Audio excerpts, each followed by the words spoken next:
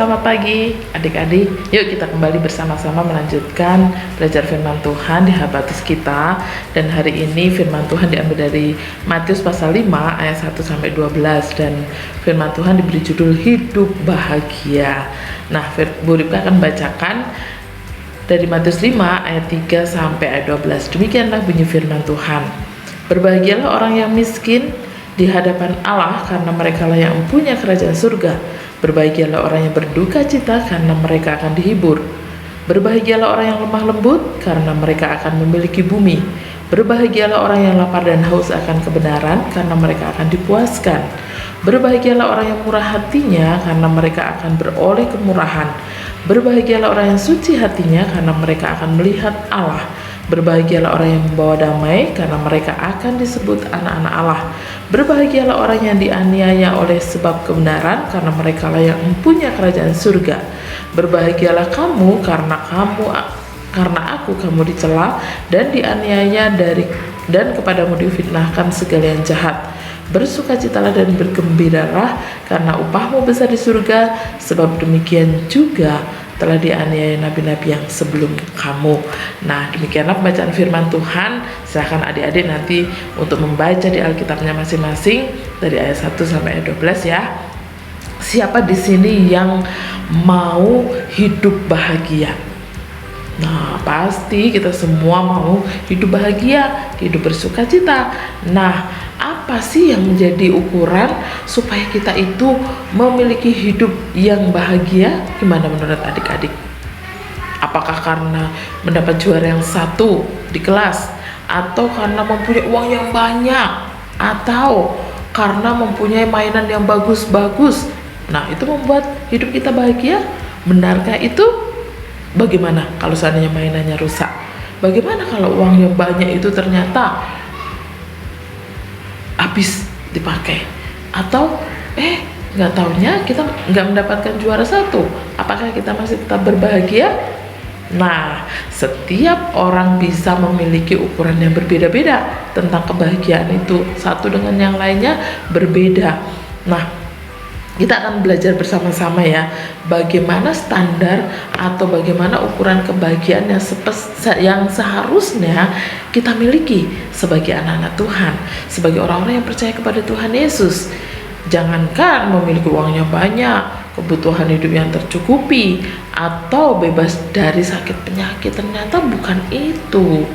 Tuhan berkata ya, Tuhan Yesus justru mengatakan bahwa mengajarkan kepada kita semua murid-muridnya, anak-anak Tuhan, untuk berbahagia sekalipun kita tidak berdaya, sekalipun kita sakit, sekalipun kita berduka cita, sekalipun kita diperlakukan orang tidak baik, diperlakukan orang tidak adil, kita harus tetap berbahagia.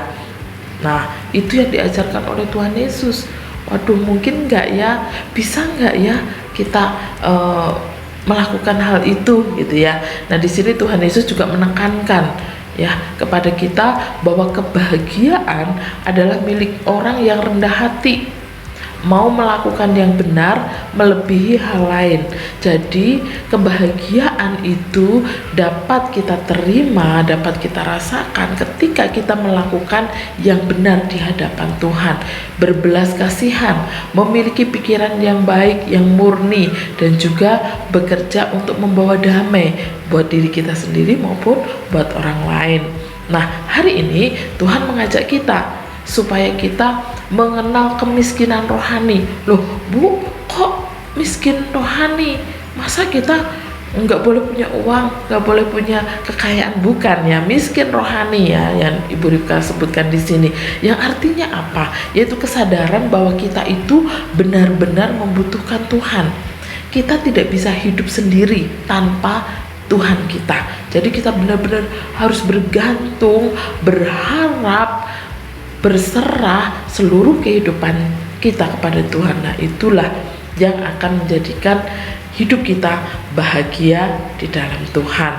Nah, oleh sebab itu, yuk kita akan bersama-sama menjalani kehidupan kita. Meskipun kita mengalami kesulitan hidup, mengalami kesusahan hidup, mengalami hal-hal yang tidak baik dalam kehidupan kita, dihina teman kita, dicela, diperlakukan tidak adil, diperlakukan tidak baik oleh orang lain, tapi mari kita terus berbahagia di dalam Tuhan karena kita melakukan hal yang benar di hadapan Tuhan.